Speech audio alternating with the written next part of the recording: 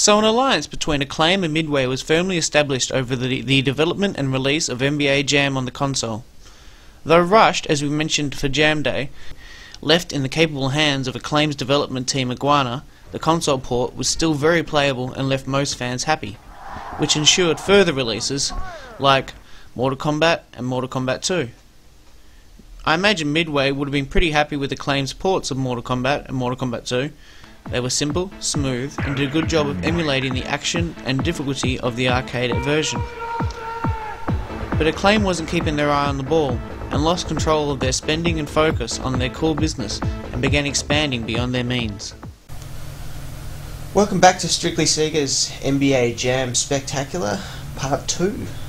We're going to be looking at where things started to go wrong for Acclaim. Now this was an era where everything they had ever made was just left behind. They decided to move on, they decided to spend a lot of money. They just spent all this money invested on Mortal Kombat 3 and it was a genuine flop. It was okay for the fans, but most people were sort of disappointed with all the changes that had been made.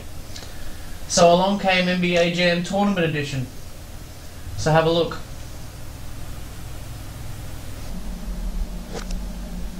Now this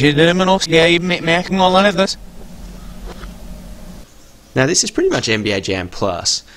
It's the same sort of gameplay but with upgraded graphics, still on the same 2D isometric angle, but it included extras like big heads and baby mode.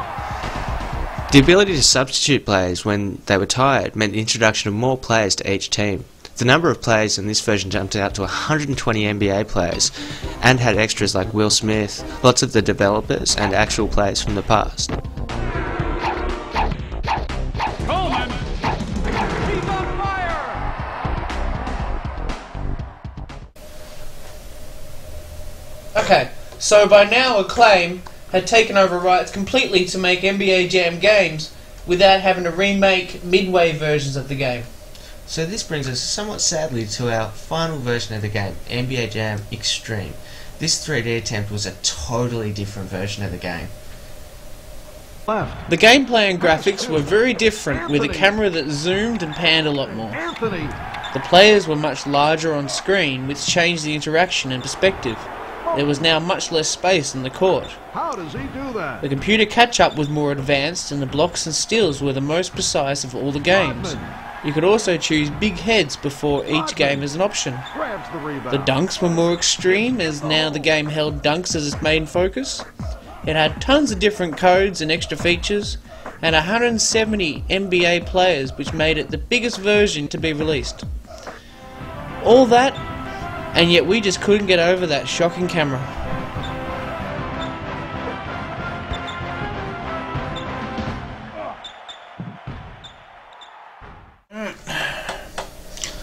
So, our final wrap-up, guys. What do you think about this game? That's what our first question is.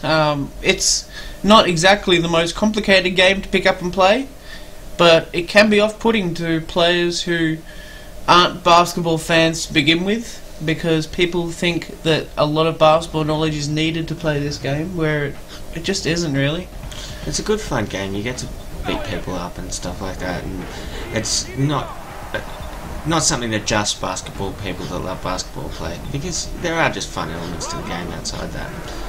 But if you are a real basketball nut, you can, it's got all the things enthusiasts like, lots of players that are pretty accurate, and lots of statistics, that's what basketball was about.